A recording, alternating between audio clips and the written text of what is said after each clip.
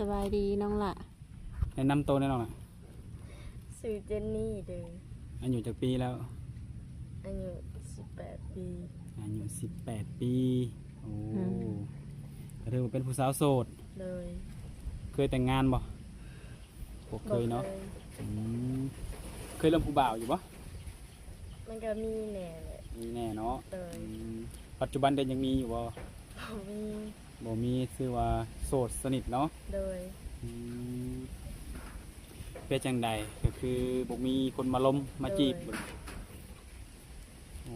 คือว่าผู้จบผู้งามอยู่นั่นน่ะเลือกบ่เลือกอยู่ถ้าว่าคือน้องเนาะแบบว่าอยากได้มาเป็นแฟนเนาะคือน้องว่าเลือกน้องสิเลือกผู้ชายแบบใดเข้ามาหาน้องไง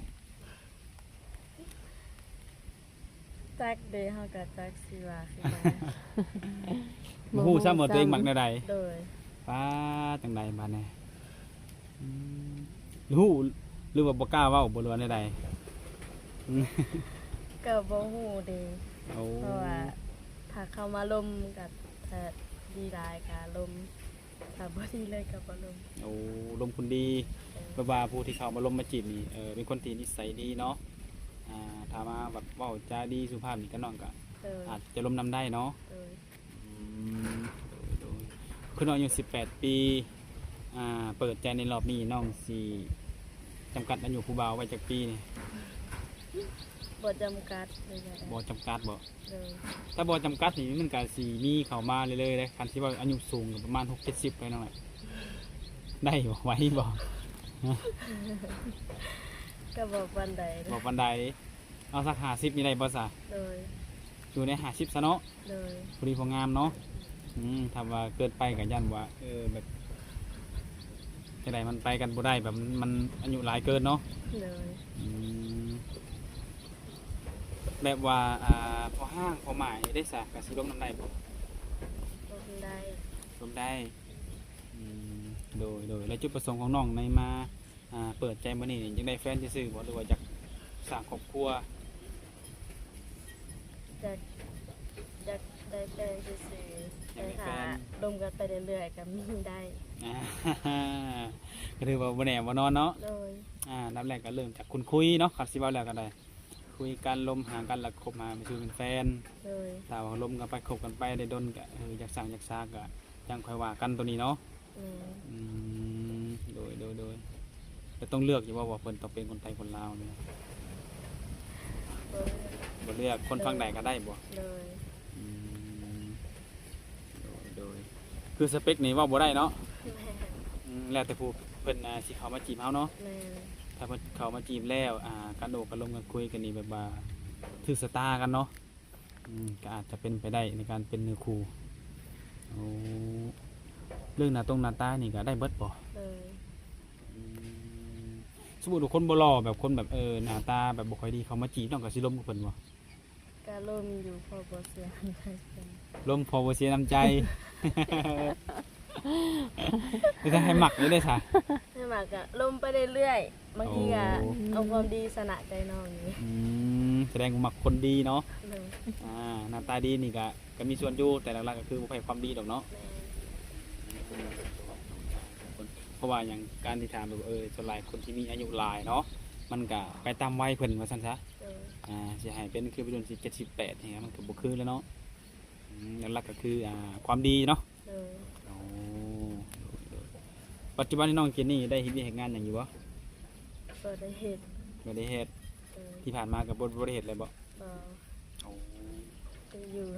เฮือนเงินใช้จ่ายแต่ละมื้อได้ได้มาจังไสบ่ได้บ่มีก็บ่ใช้มีจังได๋แม่น้องก็เป็นความน้องว่าเลยบ่ได้ขอนำไผบ่ซะบ่ขอนำแม่ก็มีแต่พอจะได้ซื้อแนวกินซื้อขนมกินซื่อโดยคือน้องนี่บ่มักเฮ็ดเวียกบ่รู้ว่าบ่มีเวียกให้เฮ็ดบ่มีเวียกเฮ็ดแต่ว่าอยากเฮ็ดอยู่แม่นบ่ถ้ามีนี่เฮ็ดเนาะตั้งแต่ใหญ่เป็นสาววันนี้เคยไปเฮ็ดงานทางไหนอยู่บ่ซะไปเฮ็ดน้ำยาที่ไทยเคยไปเที่ยวไทยเคยไปเฮ็ดงานอยู่ไทยมาแล้วไปอยู่ไทยโดนปานใดบ่ฮอดเดือนซ้ำ เป็นไดคือมาไวแท้ เราส่งมาบ่ฟังความเรา โอ้คือน้องนี่บ่ฟังความเพิ่นโอ้คัดสิว่าหรือน้องเป็นคนใดคนนำแต่ใจคนขี้ดื้อบ่ โดย เฮ็ดน้ำต้องคัดสิว่าต้องลำบากหน่อยจังหน่อยหนุ่มๆเนาะ ลำบากในการเอาใจพี่น้องเป็นคนแบบยังไงแบบกัดสิว่าขี้ดื้อจักสิว่าจังไดเนาะคนบ่ฟังความบ่ บ่ฟังความ บ่ฟังความตามทุกคนก็ดีที่น้องเว้ามาตรงๆเพื่อว่าน้องมันก็สิได้ฮู้เนาะ โดย แต่ละมื้อเนี่ยซะบ่ได้ไปเล่นน้ำหมู่น้ำครูว่าซะ ไปอยู่บางเถื่อบางเถื่อกับบริไต ยันบ่ขี้ดื้อจนหมู่บ่ครบกันน่ะแสดงว่าหมู่ขี้ดื้อกันมาจากไหนเคยไปเที่ยวทางใดอยู่บ่ บ่เคย บ่เคย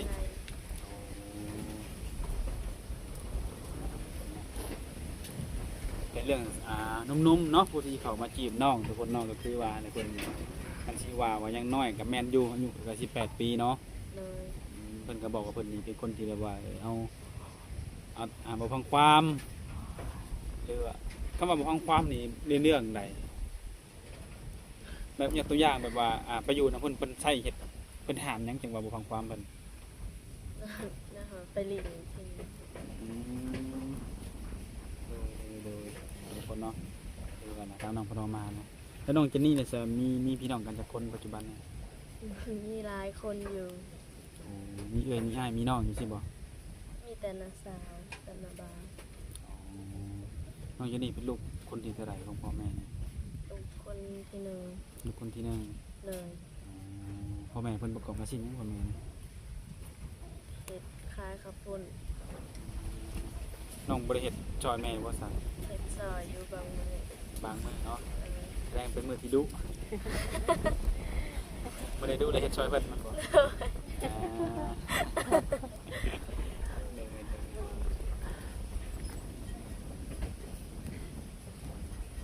คือว่ามื้อนี้ออกที่ไหนแต่คนนำวิวเป็นวิวของท้องไร่ท้องนาก็สิมีลมแห้งเนาะตอนนี้เนาะ ถ้าเกิดว่าน้องเนาะแบบคนเขามาจีบมาล้มน้องเนี่ยนะน้องที่ศึกษาเบิ่งใจกับเพิ่นดนบ่ ก็น่าจะโดนอยู่ อาจจะดนเลยแม่นบ่ โดย คือว่าน้องนี่เป็นคนที่แบบว่าละเอียดเนาะในเรื่องการล้มผู้บ่าวต้องเบิ่งกันดนๆนั่นบ่ โดย ต้องให้ฮู้หลายๆอย่างเนาะ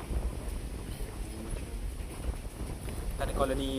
แบบว่าเพิ่นอยากมาลิ้นนำได้ซั่น มาลินน้ โดย ำมาลินน้ำก็ได้ ได้บ่ โดย ไปลิ้นนำเพิ่นได้ซั่น ได้ ได้คือกันเนาะยกตัวอย่างไปฝั่งไทยได้บ่ไปเที่ยวแบบพาเที่ยวมาหยัง ไปน้ำไป ไปนำผู้บ่าว ไปก็ได้ ก็ได้เนาะ เลย โอเคคือว่ามีน้องๆอยากชวนน้องไปเล่นไปเที่ยวไปเปลี่ยนบรรยากาศเนาะถ้าว่าเพิ่นอยากให้น้องพาเที่ยวแถวประเทศลาวนี่มีบ่จุดที่สิพาเพิ่นไป มันกับ บ่มีเดี๋ยวจะสิพาไปเที่ยวใช่ไหมคะกับบริหอยออกไปเที่ยว ก็เลยบ่รู้ว่าแหล่งท่องเที่ยวอยู่ลาวนี่มีบ่อนใดแน่เนาะ เออ เพราะว่าส่วนหลายนี่ FC ฝั่งไทยมีแต่ว่าเพิ่นอยากข้ามมาลาวอะไรอยากให้พาไปเที่ยวบ่แหล่งท่องเที่ยวที่คนกระเจ้านิยมลินเที่ยวหลายๆนะโอ้ก็น้องนี่บ่ฮู้เนาะ เออ บ่มักเที่ยวหรือบ่มีโอกาส บ่มีโอกาส บ่มีโอกาสเนาะก็คืออยากไปเล่นไปเที่ยวอยู่เนาะอยากไปผ่อนคลายไปเปลี่ยนบรรยากาศ เออ โดยก็แต่ละมื้อเด้อซะการเฮ็ดอยู่เฮ็ดกินนี่น้องก็ได้เฮ็ดได้แต่งอยู่บ่พาข้าวพาน้ำ มือแม่เฮาแม่เฮาขี้คร้านแล้วก็ใส่ มือแม่ขี้ข้าน เด้อ แล้วให้น้องเฮ็ดแต่น้องเฮ็ดเป็นบ่ เฮ็ดเป็นอยู่แต่บ่หลาย โอ้เป็นบางส่วนเนาะ โดย รสชาตินี่กินแล้วนี่ลืมยากมันบ่ โดย โดยแต่คนน้องก็ถือว่าค่อยเป็นไปเนาะเอาประสบการณ์ไปเนาะ น้องเฮ็ดหยังแน่ที่ว่าเป็นเกี่ยวกับเขาวนี่ เอ้ยแค่เฮาเว้าเลยบ่ เว้ามาเลยน้องล่ะ แกงหน่อไม้ เออ ต้มไก่ เออ ต้มหมี่ขัวไข่ อ่า เออ แล้วก็จักอิหยังแน่แหละบ่หลายดอก บ่หลาย คือ อืม โดย ก็ยังดีแต่ว่าแกงหน้ำไม้กับต้มไก่เป็นเนาะขันต้มมาม่ากับขัวไข่ดิ นุ่มๆเชื่อ แล้วก็แกงเฮ็ดก็เป็น เอออืม อันนี้คือในส่วนที่ว่ามีฝีมือในด้านการเฮ็ดกินเนาะการทำมันกินถือว่าได้ในส่วนนี้ อืม เพื่อว่าหนุ่มๆเพิ่นอยากมาเที่ยวซื้อหยังเนาะไปให้น้องเจนนี่เฮ็ดสู่อยู่สู่กินประมาณนี้หันนะ ซื้อไข่ก็มีเนาะน้องหลานเนาะน้อง มันเฮ็ดง่ายเด้เนาะเออว่ากันไปทุกคนว่าหยอกน้องเพิ่นเนาะ อันนี้คือนาน้องเองบ่หรือว่าใด โดย อืม ๆเฮ็ดให้เฮ็ดนาเนาะแต่ละปี โดย โอ้น้องก็ดำนาอยู่บ่ ซ้ อืม ดำทุกมื้อบ่ดำจนแล้วบ่หรือว่าใด ำทุกมือเลยจนแล้ว ๆโอ้ยันว่าเจ้าแต่อารมณ์นี่ครับก็คือว่าเรื่องไห้เรื่องนานี่บ่แค่เนาะ โดย เขาวกลุ่มกินบ่แต่ละปี จนเหลือกินบ่ทัน คือเลยอยู่นั้นบ่ได้ขายว่าซะ บ่ได้ขาย อืม แสดงว่าแต่ละปีนี้คิดแต่ข้าวเก่า แม่ โอ้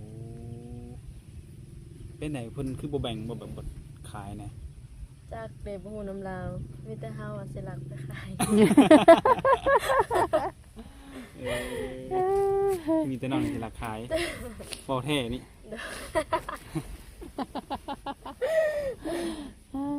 ไผเลยสิเป็นแฟนน้องนี่เนาะ สบายเรื่องเงินเรื่องคำเนาะเรื่องเงินมันคำนี่ก็แบกเขาให้เราไปขายรถตลกนะน้องเนาะปกติก็เป็นแบบนี้บ่ไปกับหมู่กับพวกแบบนี้เนาะ โดย เออ ถามว่านุ่มๆเนาะได้โอ้ยได้น้องไปเป็นแฟนนี่คือสิบ่มีอารมณ์แบบเครียดเนาะจังนั้นเนาะเพราะน้องเป็นคนตลกเฮฮาแล้วก็เป็นคนจริงเว้าจริงเนาะ โดย จริงที่เว้ามาจากประสบการณ์ตัวเองล้วนๆ แม่ น้ำนมคิดว่าได้ก็ลองมาลมเบิ่งได้ทุกคนเนาะลองคุยได้ลองศึกษาเบิ่งได้เนาะ โดย สำหรับน้องเจนนี่แต่ก็ยังบ่ทันแบบเปิดใจในรอบมื้อนี้นะคือยังบ่ทันพร้อมสาระโสดเนาะ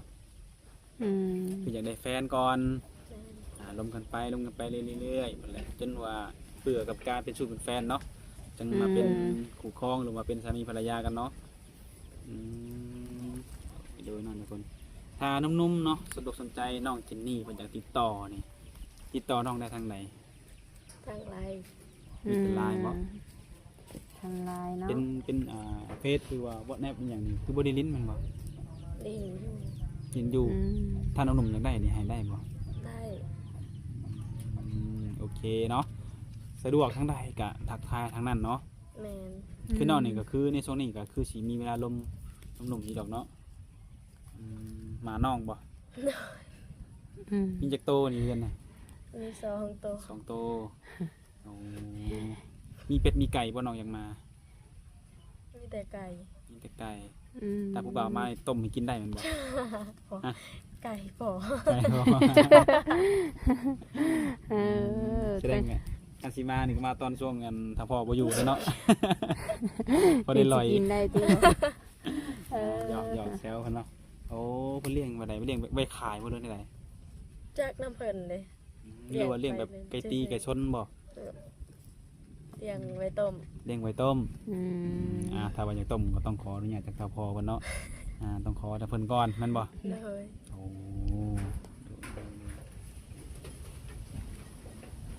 มื้อนี้สิไปทางไหนมื้อนี้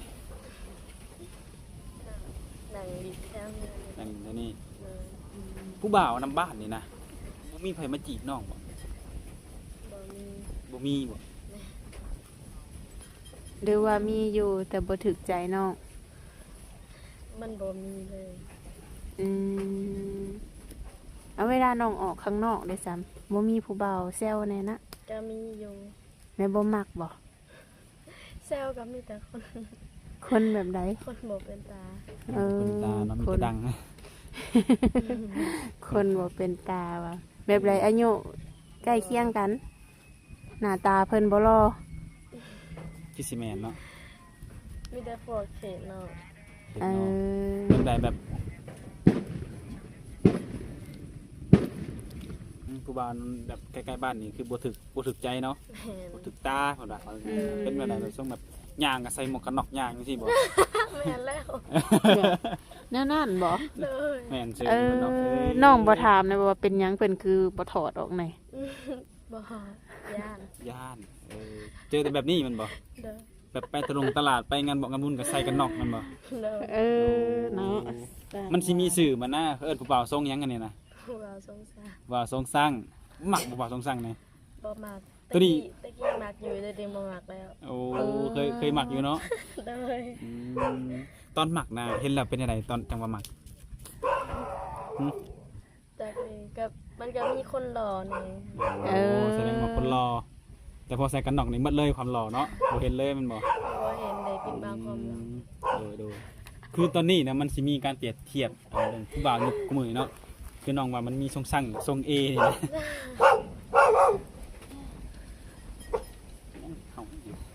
สั่งทรงเอนี่นะน้องหมักแบบใด มักทรงเอ หมักทรงเอมันแตกต่างอะไรกับทรงสั่ง จักดิมันรู้สึกว่าสะอาดตา สะอาดตาแสดงว่าทรงสั่งนี่บ่สะอาดตาเนาะสกปรกเนาะ นะ โอ้มันเป็นแนวของเพิ่นเนาะเป็นทรงของเพิ่น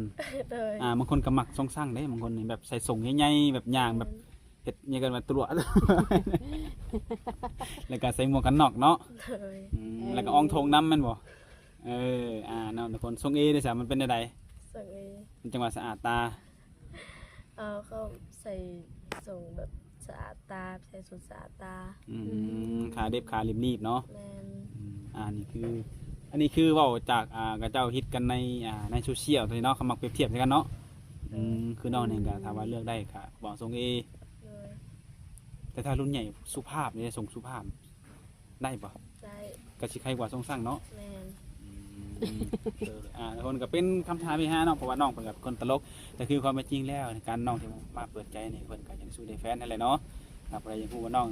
ตัวตนที่แท้จริงน้องเพิ่นเป็นให้ได้ก็มีแต่ว่าขอมาโอ้อารมณ์ของน้องเพิ่นได้อารมณ์ได้เนาะหรือว่าน้องเพิ่นสิอารมณ์เฮฮาแบบนี้บ่หรือว่าสิเป็นคนแบบเข้มงวดบ่ก็ลองมาศึกษาเบิ่งเนาะสนใจก็ติดต่อกับน้องเพิ่นคือทาง LINE แหละถ้าว่าอยากได้เฟซได้แอปก็ได้อยู่เนาะสำหรับน้องเจนนี่มื้อนี้ก็มีหยังสิฝากถึงหนุ่มๆบ่ผู้ที่สิเข้ามาจีบน้องเนี่ยมีบ่คำที่สิฝาก จักเดโอ้โหค่ะ บ่มีคำสิฝากก็บ่เป็นหยังเนาะ